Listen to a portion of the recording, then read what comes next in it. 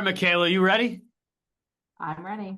All right. The guy down the hall at the office today is going to know we're having two podcasts today from this whistle today, Ty. So he already came down after the first to let me know that he heard, but we'll let him hear all over again. Ty, you ready? Always. Timeout. Tyler, who the heck are we sitting down with on this Monday? That whistle's holding up good, guys. I think it might need a tuning. Man, that was really rang the inside of my ears there. Well, ladies and gentlemen, people up in the 585, 31 or 585 315 716, and how many area codes are down here in Dallas? Welcome to another episode of Timeout with Leaders. Today we have Michaela Gascon, the president and CEO of KJT Group. And I'm going to come out firing away, Michaela. This is the first question I ask any Rochesterian. Okay. Are you a West Sider or an East Sider? Because it really matters. I'm an East Sider, but I'm so far east that I was a 315. So Okay. So no, not as much Sunday sauce on that side of the tracks. nope, not as much. And my second question to you was going to be, why do you like dark chocolate as opposed to milk chocolate? Superior flavor profile. I mean, come on, it's no contest. Superior flavor. I got a little depressed when I learned about the heavy metals in chocolate the other day. That was a depressing report that came out. Is that just milk or dark? I'm gonna assume all, but yeah, maybe not dark. I don't know. I'll save Michaela's graces. Michaela, is soup a meal or an appetizer? Meal. Meal. All right. Does it have Most to of be the tomato soup at Magnolia's. Unless you go to Magnolia's, yeah, then maybe that's all I'm getting. So Yes. Michaela, since you're an East Sider, I don't even know if there's a Pittsburgh pool, but if there is, if you're on the high dive, are we getting a swan dive, a pencil, or a cannonball from you? pencil. If it's too high, I'm definitely nervous. So I'm going as fast as possible all the way in. I love this. All right. If you had one book that you had to recommend and everybody had to read it, what's your one book that you would make everybody read? Oh, Lord, one book. I'm just going to show my age with my kids right now, but the Lorax still hits every time, like there are so many great lessons in there, and the rhyme and rhythm, you can't be beat, so I'm going Lorax today. I love that. Oh, The Places You Will Go is like my favorite That's right a good now. one too. That's a great one too. I mean, Dr. Seuss was on something because that guy was just so obvious, and he used childhood stories to teach these lessons that I think 50 and 60-year-olds could go back and review and center themselves or recenter themselves again to the I was simplicity just going to of say, the if you world. haven't read them in a while, go to the library, take a couple out, and you will be amazed at what you read there. Oh man, yeah, it's just some of those lines are just incredible. All right, if you were to design a bumper sticker, what's the quote or daily inspirational message that you're putting on your bumper? I'm not a bumper sticker fan. You got me on this one, Kevin. I don't know. Bumper sticker. Jeez. All right, or custom license plate. What is there a word that motivates you that you would love to have a license plate of? Maybe wine for life. I love that. The vanity plates are just something that are amazing me right now. It's just it's incredible. New York gives you so many options too. It's not even a lot of money, Yeah, They're really looking for that personal character to come out. The best one I saw was puke lately. It was just puke. And I was like, okay, all right. I'm not sure why, but I also saw a CPA driving the other day because her license plate was CPA CFA. Okay. Yeah. The most offensive one I think I saw just a couple months ago. #1 CEO. I was like, wow. Driving that really ridiculous. I might have worked for that guy before. Did you I was like, okay. You do you, man. You do you. Woo! Wow. All right. Well, we're starting off hot. I like where this conversation's going, Ty.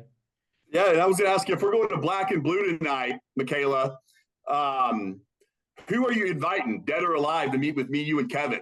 Two people. Well, to meet So I would say, um, let's see. Well, I'm going back to one of the more recent meals I had at Black and Blue, and one of our board directors, guy Richard Yates, he's hilarious. He's a hoot. He always has so many stories to tell. I can just tell already that you two would both love him and his energy. So he would definitely be there at the meal. Who could match that kind of energy and enthusiasm? Anyone you Um, want. we'll just bring him. Let's start there, and then Okay. yeah, maybe mystery guest because I'm always up for that. That's that could be I interesting. love a good mystery box. Nothing like the dollar store, the brown paper bag mystery.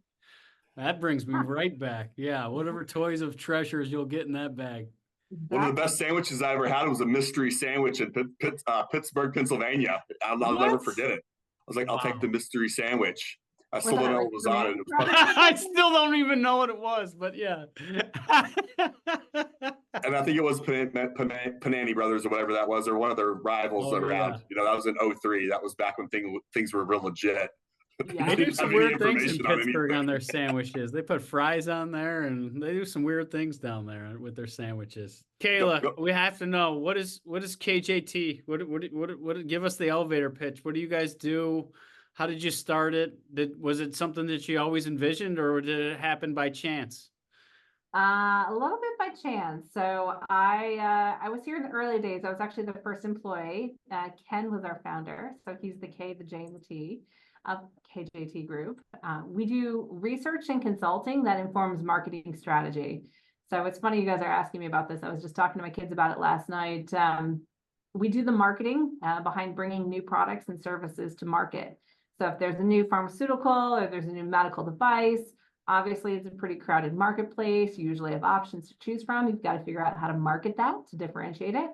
And that's the work that we do. We help by interviewing doctors and nurses and pharmacists and helping basically give the inside angle and what might differentiate something, obviously, beyond the clinical benefits that the FDA is going to require. So that's what we do. That's what we've done basically from day one. It's been 17 years now. And we work with some of the largest pharmaceutical and biotech and medical device companies all over the world here from little old Rochester. Awesome. Marketing's like the fun one. I In know, college in it really '04, is. they were like, you don't want to go into that because the market's flooded. And I'm like, okay, logistics sounds real entertaining, compared to, making a med device alive. If you're out talking to the Medtronics or the Abbotts or the whomever it is out there. And what's funny is I catch them when I go visit someone in the hospital now. I'm like, there's Ergotron, but it's always the brand. But what's your favorite part of bringing a brand alive? So we have the data behind the numbers and that actually informs the marketing. So I like that we can have so much confidence with what we're saying because we go out and we talk to the doctors and the nurses and the patients at the end of the day. So it's not just us saying, hey, you got to go and do this or that with the product, but this is really going to move the needle for them. So to me, it's the confidence in moving those business decisions is one of the most fun parts for me. It really is de-risking all of the investment that they are going to end up spending on the campaign and the promotion and everything that runs after the fact. So that's just awesome. Just to ask the question when you're meeting with these doctors and meeting with these nurses and really focus, I guess, the people that are closest to the problem. Is there any aha moments that you found with your clients? Because it's like we think we know what the market wants and the market needs. Are there a lot of people going back to the drawing board once you actually talk to the market and uncover what the actual needs really and truly are? Yeah, in some cases that really actually happens, which is very cool. So it just depends at what point we get pulled in. Like what you're talking about might be really early stage. We'll get pulled in to really scope out what is the white space, where is something new, or what do we need new in this kind of area. And they'll come back and they'll actually then go back to their engineering team and the clinical team and design something around it. And it might be years later, but we've been at this for so long. You do see something come and you're like, no, they did that. They took it forward, and that's awesome. And in other How cases, often do you see that? I mean, how often are they really listening instead of them trying to tell the market what it needs and it, listen to it what the market actually needs? it's less often, for us, but they Yeah. they definitely do that. The FDA really is discouraging you from just being a me too. You've got to show benefit and cost effectiveness and superior outcomes and all those kinds of things. So all the policy and the procedure that goes along with it really does prompt them to be a little bit more innovative in what they're bringing to market. And But I love the science aspect that you keep saying, because I mean that's just the work that I do from a culture and engagement perspective, right? Showing organizations data and research and science, really. Otherwise, they're just taking best guesses, right? Or asking yeah, a business completely different from them, hey, what are you doing, and should we try that? I've just found that more research and science-based decisions, to your point, reduces the guessing that we all know goes on pretty yep, daily within business. So yep, that's really exciting, especially that guy with that CEO, number one CEO license plate. I'm sure he's not turning inward and asking too many questions of his employees. can't imagine there's a whole lot of self-reflection going Yeah, on. probably not, but a lot of Number confidence, I guess. one. Yeah. Michaela, do you ever critique commercials? Like when you see someone bringing like Doritos or whatever it is, or do you ever like just want to do something to that single commercial that you see?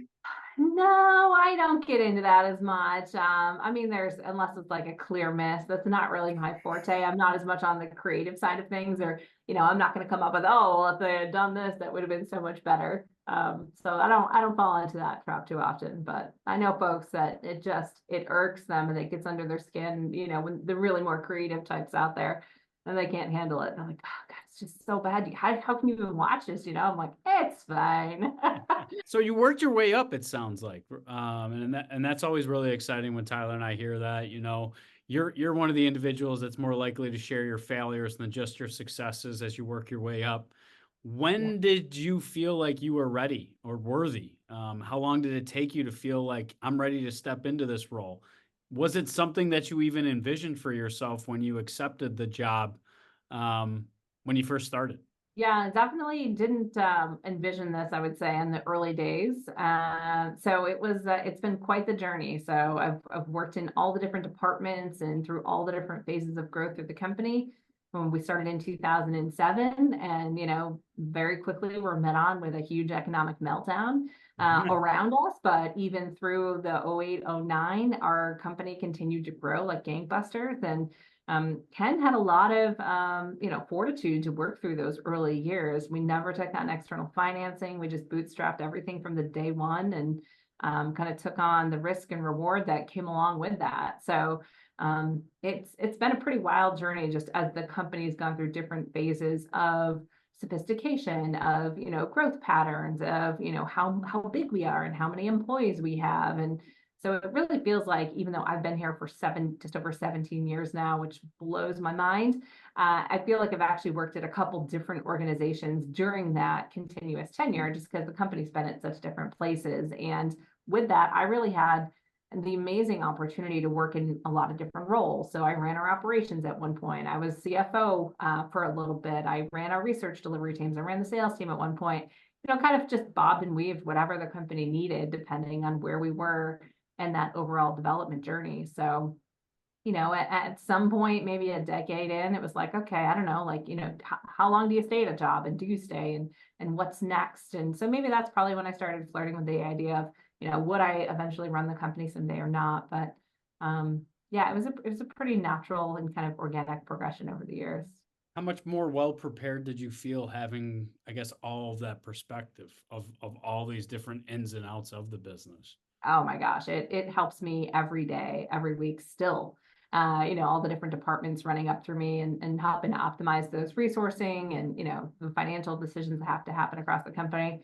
Having worked in the department, you just have so much more empathy for what's going on. And if someone comes to you with a problem, you actually know what they're talking about. So I do feel very fortunate at this point. I'm not going to say I don't have any blind spots. That's, certainly not the case, but I really can understand a lot of different things about how the business runs or how it should run. Are Given that you more experience. comfortable delegating tasks and like responsibilities and really trusting those closest again to the problem, just like you're doing as an organization, trusting those Absolutely. individuals that are in that department to help you Yep. make better decisions for what the department needs? Yeah, I mean, that's what I got to experience in that role. So that's what I'm trying to replicate for everybody else is, Okay. that empowerment to push things forward and to make things better and to not just stay stagnant in where we are today. Even if we're doing really good things, doesn't mean that tomorrow can't be even better. So yeah, definitely working to facilitate that kind of I environment. smelled that and heard that based off what you shared, just how adaptable the organization has had to be over the 17 years. Like it seems like you're not afraid to evolve if the market or your clientele is demanding it. You're not telling your clients what to do. You're listening to your clients, just like you're helping support the clients in their journey of what they want to develop or create or offer. Exactly. One of our core values is actually ever better, which pays homage to, we get several grads from University of Rochester. Meliora is the tagline over there, and that's the zest of what they're going for, and it certainly runs through our blood here still at KJT. All right, what are the other ones? Because that's like one of the best values that I've ever heard, Ty. I don't know about you. What was it? Ever better? Ever better, yeah. Ever better, yep. So we've got mutual respect. That one's a good one. Balance of everybody's time, empathy. We have integrity. We actually have ownership. Given the company structure that we have, we're 100% employee owned. So having that employee ownership mindset is really important. We've got the ever better. And then, of course, I feel like I'm forgetting one right now, but that's a pretty good recap for you. Yeah, better than most. Yeah, I was going to ask you, so you went back to the CFO and being a COO.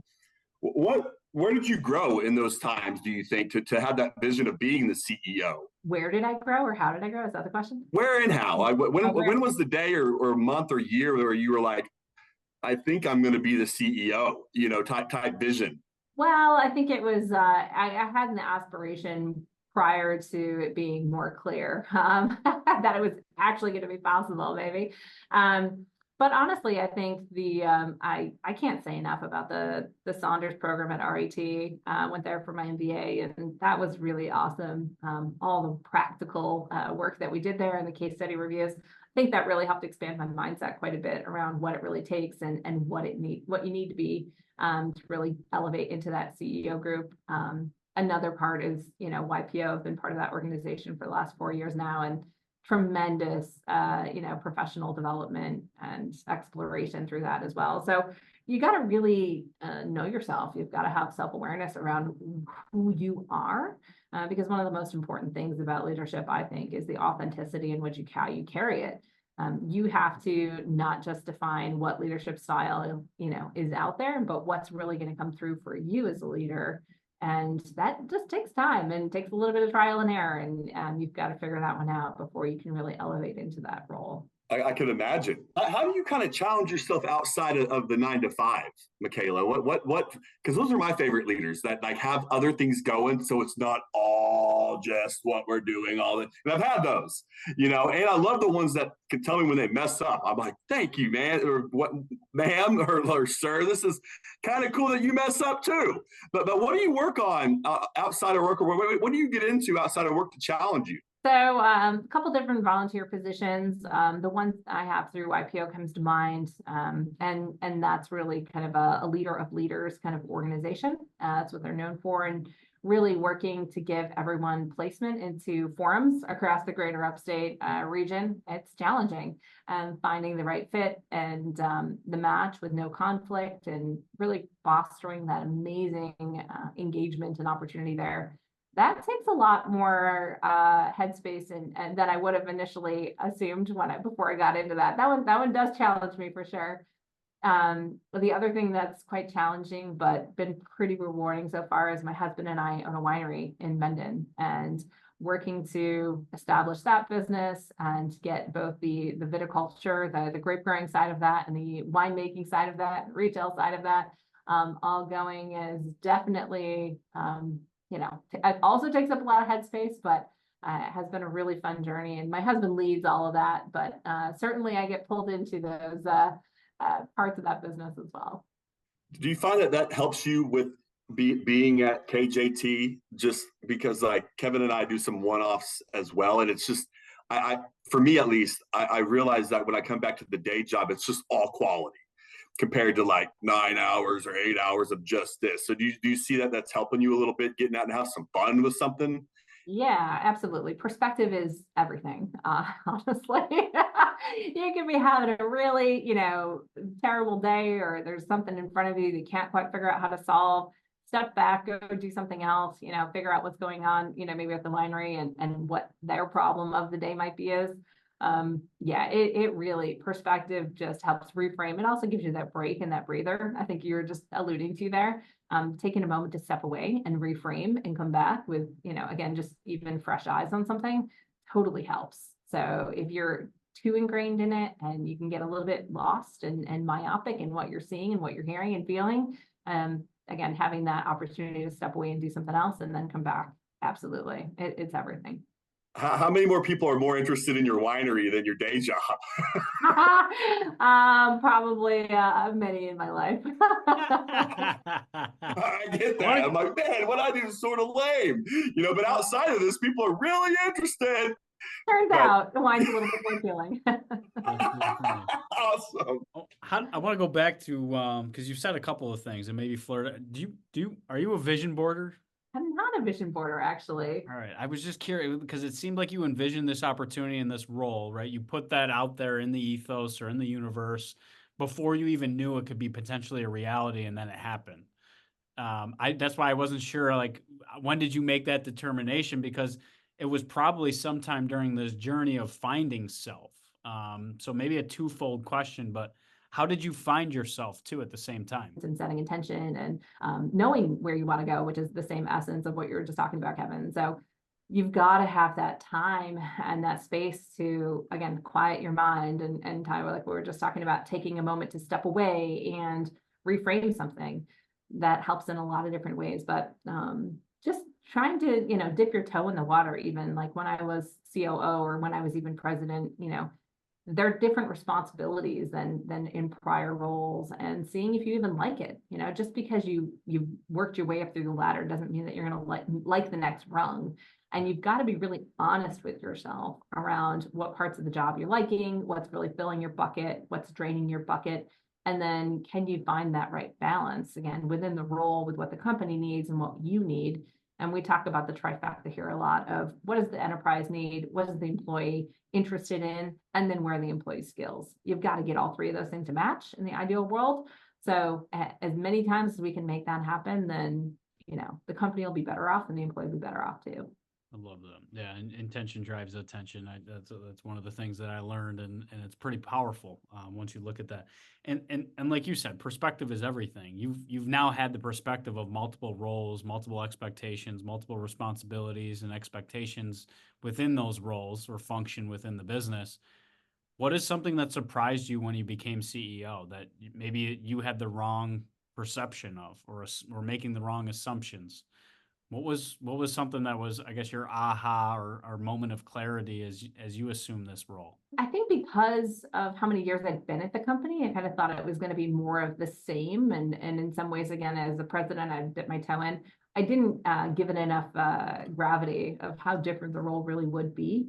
And that was a learning process for me and for, the leadership team around me. But I think we're at a really good spot now. But again, and that was all through the defining exactly what my leadership style was going to be, and kind of reshaping things around my style to lead the organization. Is there any best practices that you have? Because it sounds like somebody that you find alignment, right? And you are taking this time, because that time piece, anytime you were taking, I always felt guilty, right? And a level of shame or fear, right? That I was taking time away from my kids or taking time away from my employer. But to Tyler's point, sometimes it's gaining this other perspective from a nonprofit, from volunteering, from gaining different insights from other areas that you would have never expected to influence what you're doing today. Talk to me about that. Like, is there anything that you're doing to help you find these mindful minutes, right? To not make things bigger than what they actually are, to not get too ahead of yourself. I think for me, I'm a planner. So literally setting intention in my calendar every week and carving out that time to think through those things, or to attend another meeting, or to come back to something. That really is very helpful for me. I need to do that. Otherwise I'll just, stay focused on my inbox and whatever my to-do list is and lose sight of some of it. So I've got to build it in there to the schedule for sure. But I think the other part is just being present in everything that you do. Because if you're really thinking about something and you're with your kids, or if you're still, I'm thinking about something about the winery, but I'm in a KJT meeting, like that's not serving anybody. It's just creating the chaos and noise in my mind, and I'm not actually able to move anything forward. I think a lot of folks really truly believe in their soul that multitasking is more efficient and helps them to be more productive. And there's nothing that could be more false.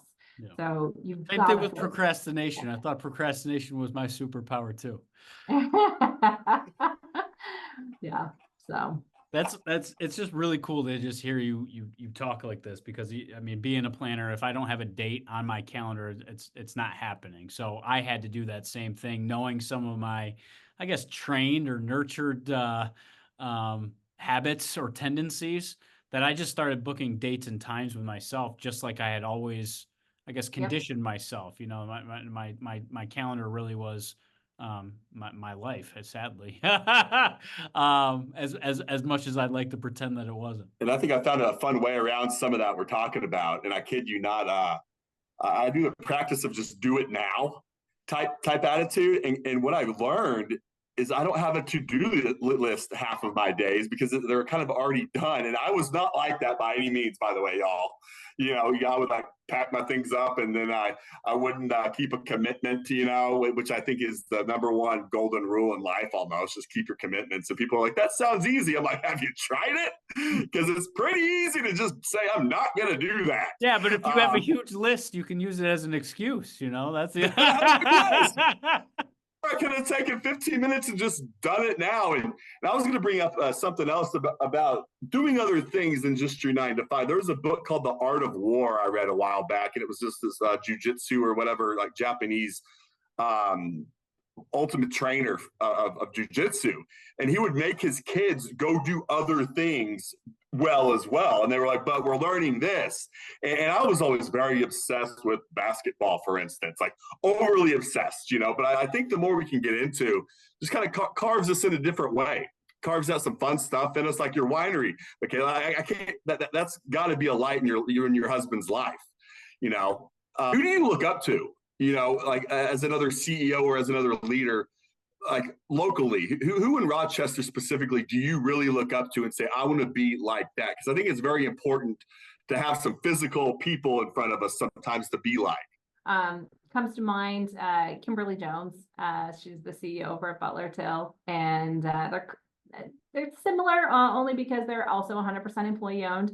And so we've been kind of ESOP friendly over the years. And it just seems like they've gone through a tremendous growth spurt under her leadership over the last decade now. And she just, again, everything that their core values stand for and what they're doing over there, it's really inspirational stuff. And she just always seems like she's got her act together. So yeah. I don't know that I always have that, but that's the inspirational stuff there.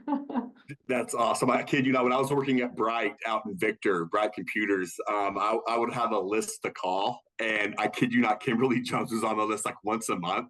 And we all had these like little bitty cubicles. Everyone could like hear everybody. And every time it'd be like me leaving a voicemail, Kimberly Jones! And the whole office would go, Kimberly Jones! And still to this day, I haven't talked to her, but I think you're one of the people that I ran across. But she does exist. She does exist. Oh, she's real, very real. I mean, in your development alone, what are some of the lessons that you learned early on as a CEO that you would bestow to a new CEO or somebody that was thinking about assuming a leadership role like that? What are some of Michaela's like top 3 or top 5 lessons on leadership? So I think you've got to figure out where you're going to go to do your deep thinking and self-reflection. I think that's one of the things on the list. I think you've also got to figure out who your closest confidants are going to be to really help you process through that, because it's very real. They say, the CEO job or most leadership positions are lonely, and that's real stuff right there. So you've got to figure out where your outlets are going to be, because again, especially if you're working up through an organization, there's going to be lots of folks that you're friendly with, and that maybe you were their manager, or maybe you were their peer at one point. Well, now you're the boss. So, it's not appropriate for you to have all those conversations, but you've got to figure out where your outlet is going to be, because you can't just keep everything in. in yourself bottled up. So I'd say that's definitely number two.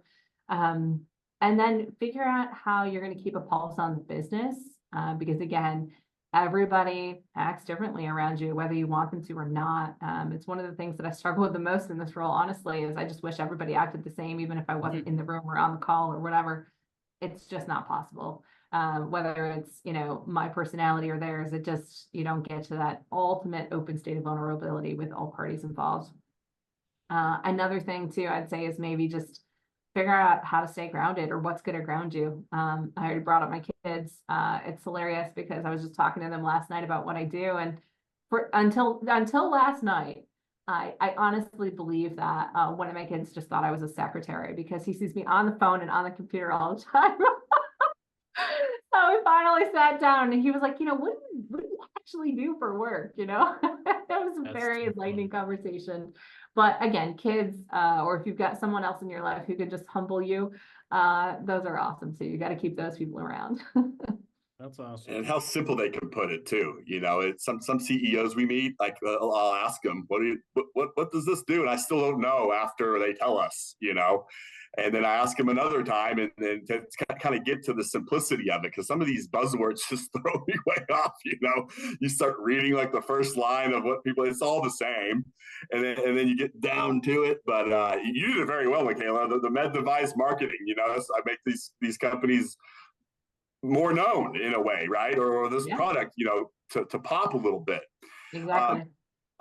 What other things have you learned from your kids? Oh man. All sorts of new lingo. There's a whole new vernacular out there. I am learning a lot. That's so funny. These Gen Alphas, let me tell you, they are something. There's a whole new vernacular. I think the being present, again, they're a constant reminder. If you've got your phone out, or if I'm on my, got my computer pulled out, they'll immediately call me out on it. They're like, nope, this is family time. I'm like, good. Sometimes I need a reminder. So again, they keep you humble. But last year it was really funny. My daughter got an award here in Rochester. I think it was the Women of Excellence, and she was she was confused, I guess, about what the award was, and she thought it was because I was the best mom in Rochester. Oh and I was just like, you sweet thing. I was like, but again, they just they bring you just a perspective and how they see things. They don't see me as a CEO or anything like that. I'm just mom. So it's awesome. I was just gonna. So, and I caught you saying some of these things, but like, it is a lonely place, right? Lonely place at the top. We've heard that. I guess my question is why, right? Is it more to what you speak of, where people just kind of put you in this bucket, right? And they, like, to me, I mean, I'm open and honest, and if I'm being my authentic self, I'm not trying. I no longer want to try. Let me say this: recovering, right? People pleaser. But I no longer want to try to predict what that person is feeling or going through, right? I want, if they want to share, they can share, right, in that open space. But there's so many of these unwritten rules to business that I just think are complete bullshit. And maybe it's my lack of perspective, right? To your point, you can't overshare. And I think you as a CEO, you always are looking to the future. So without your kids to pull you into the present, your whole job is kind of trying to look to the future and trying to have some crystal ball or level of control or predictability to that uncertainty. How have you gotten yourself comfortable with the unknown? Comfortable, and then, I mean, to me, it's all around scenario planning. That's how I think about it. I break everything into component pieces and think about the potential pathways forward.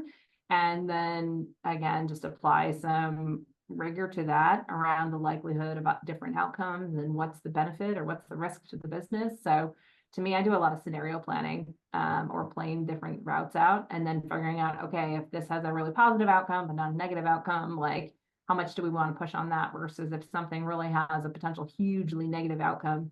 As I work through that, obviously we'll have different action plans built around that. But to me, it's really breaking a really big thing like the future down into bite-sized pieces and then just taking it piece at a time. So I learned this from my 19-month-old a couple of weeks ago in delegating. She's 19 months and knows where to put something back.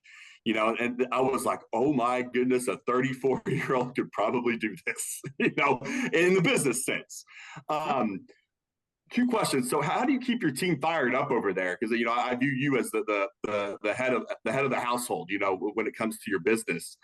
So how do you keep them engaged, fired up, focused, you know, goal driven for them, you know, and not for yourself?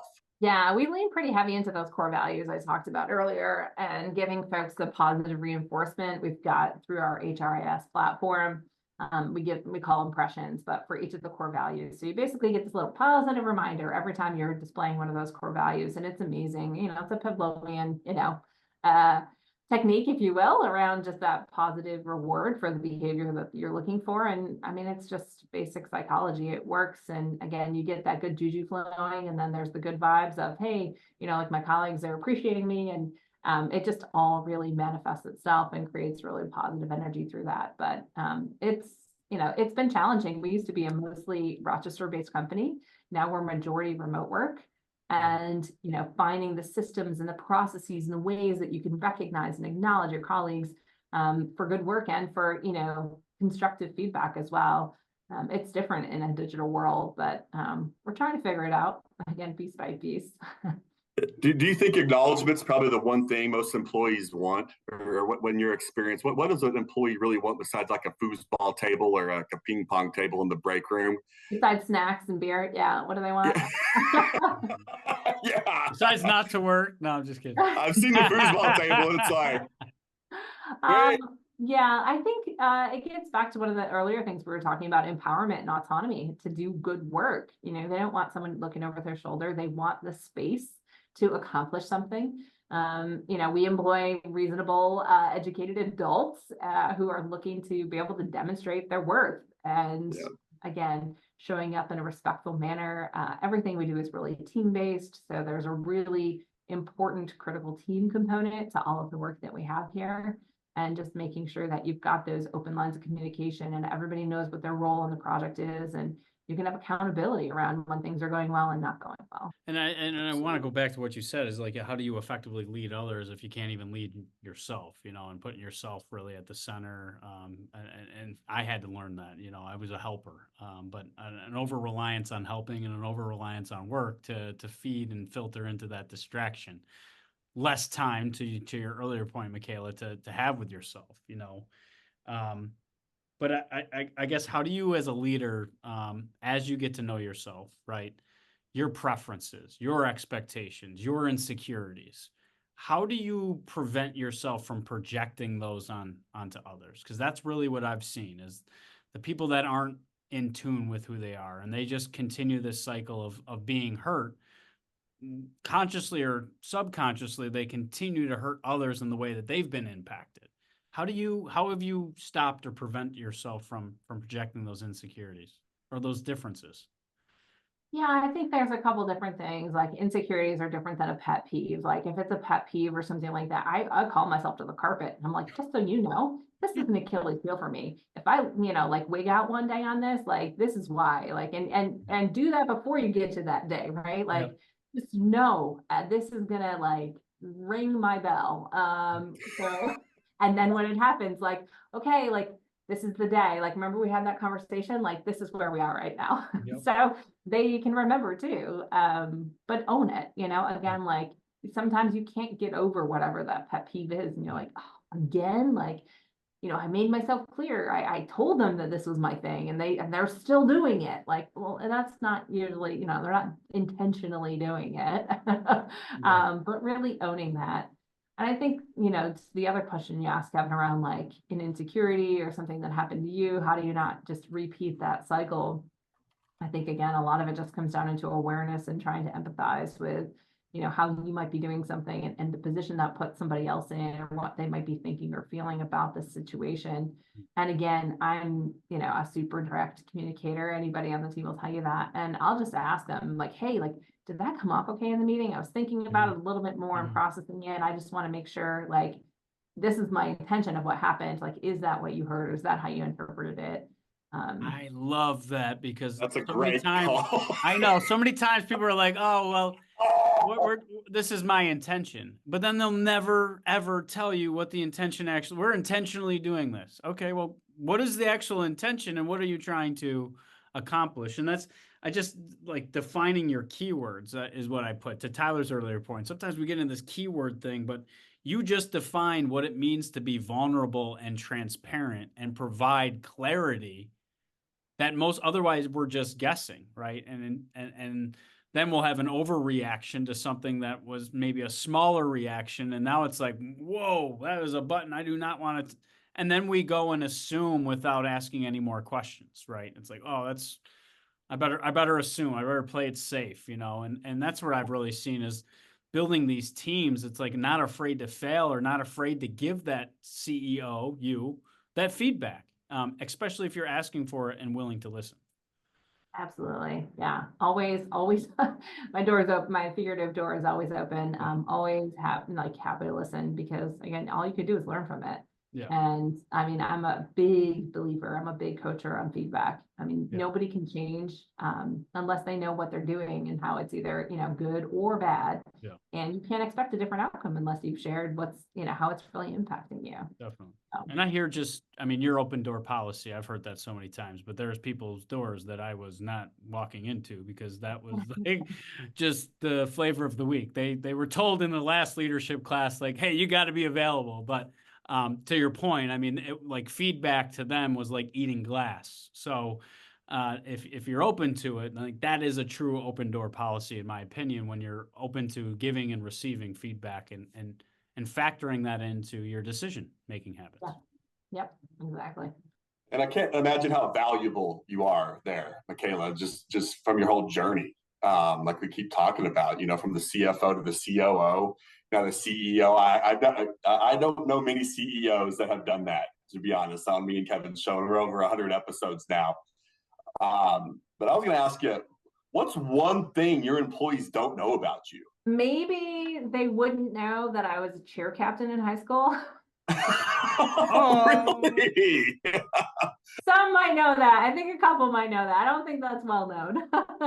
Ty, you got to ask the next question. What does your husband love most about you? I didn't ask it. That's usually my bread and butter, Oh, what does he love most about me? I think he would probably say, he thinks he loves that he can read me like a book. Like he claims to know me better than I know me. So that's a pretty big wager out there. Yeah. And we can blame that question on the Smith family out in Victor. Justin Smith from Brian asked me that in my interview, and I was like, "Oh man, I don't know how to answer this, but I'm gonna ask other people." Zing. What's on your playlist right now, Michaela? Oh, I am. Well, it was funny you said goose earlier, or you said fish earlier, because I've been on a fish goose summer kick for the last 3 months in a row. So we just saw goose at CMAC in June, and then we just saw fish last week, 2 weeks ago now. And the Northern Lights are in town. And the Northern Lights are in town. We're camping out this summer. What's next for KJT? Like where do you see this company in 5 years? Where do you see yourself maybe in 5 years? Like what are you doing in 5 years? So AI is really impacting the data and then a fair amount of just marketing in general. But I think that is the pivot point for the company. So we've got our BRAIN framework, our balanced and responsible artificial intelligence, and how we really believe the intersection of human intelligence and artificial intelligence is going to create these better outcomes for the work that we're doing. So I'm very much looking forward to the journey that we're on and how that's going to unfold in the next 3 and 5 years and substantively change the work that we do and how we deliver for our clients. So that's super exciting stuff. With that advancement, just talking to a CEO, who's responsible for upskilling and reskilling the employee to evolve with the market? Is that the responsibility of an employer, or is that for individual contributor? I think it's both. I do think the employer holds a big piece of that. But if the employees come forward and say, hey, I want to go to this program or get this certification, great. We love that kind of initiative as well. But it's also our risk as an employer if we don't upskill our employees in time to then not have the right skill set in hand to deploy on new projects and new initiatives. So it's both shared I love that responsibility. perspective, because I think I say this all the time. I don't think Henry Ford was walking the line telling people that eventually they would be replaced by robots. But Right. if the business as well as the individual are both taking ownership and responsibility in that upskilling, it's something we're all going to have to be extremely comfortable with. I mean, we're just 100%. scratching the surface of the level of disruption. I mean, where do you see, I guess, between man and machine, like the creativity aspect? Like, what are some of the things that you're now seeing that AI just cannot do or replicate? Cannot do. Yeah. Not a whole lot at this point, honestly. I don't know if you That's just saw not so my feeling. That's why I was just, have you pinpoint outside of the Yeah. creativity, but you're doing a lot of that creativity yourself. I mean, Well, again, ours is really like honing the marketing strategy, helping Yeah. them to figure out where those nuggets are. But content development, I mean, they've got that unlocked. I don't know if you just saw some of the new video that was produced, yeah. that was released today. Yeah.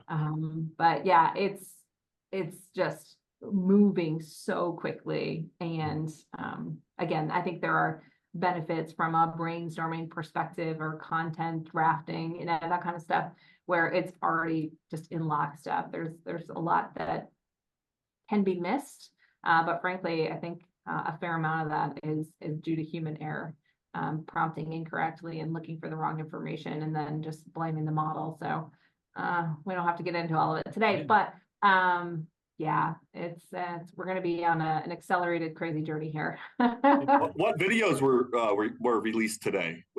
Am I supposed to know about this?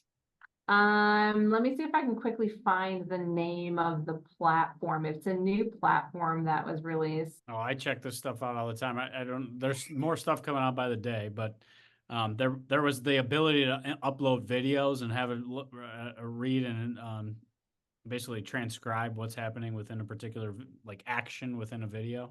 Oh, wow. Yeah. Yeah, Not needing to prompt it at all. I can't quickly find the one, but it's a video. It was released today that it is so impressive, and it's all AI generated, and the people who are in the video look 100% real. I mean, it's no longer fictitious. But I hope more CEOs use that as a tool to effectively multiply themselves to be better at that internal communication. You know, it's like this perception is you're not available, I never see you, you're too big, or I'm not important enough, you know. And it's just really cool to hear you say in your perspective that you're really sitting down and making sure everybody feels listened to, valued, and heard. You're kind of taking some of those best case business examples of your 17 successful years as an organization and taking those best practices and really applying those internally, because what you do is exactly what I do, just more from an employer branding perspective, an employee value proposition perspective. Yep. I've seen just such a disconnect, like you, between an employer and employee. Their expectations are just on two polar opposite ends of the spectrum in most cases, or at least feels like it. But there's a lot more win-win-win scenarios and situations out there if you're willing to look and ask. And I think that's been my greatest lesson through these focus groups and sitting down one-on-one, that all the best ideas are usually right within the walls of the organization already. It's just creating that environment, creating that safe space, that element of trust, so people want to give that valuable feedback. And I mean, that's one of the greatest contributions when I feel like I'm a part of the team, is when, to your point, never good enough, you know. It's like there's always a better way. Let's find it and work together to make sure that it works for everybody. Exactly. So cool. Can't thank you enough for your time. I know I'm done. Ty, you bring us home. And Michaela, it's been awesome having you. And I'm gonna come see this guy sometime in real life, this Kevyn guy. And would love to meet you. Been fun. And thanks for spending an hour with us this afternoon. Sorry we had to reschedule so many times, but here we are. And thanks for being on Timeout with Leaders. Yeah, thanks so much for the invite, guys. It was fun.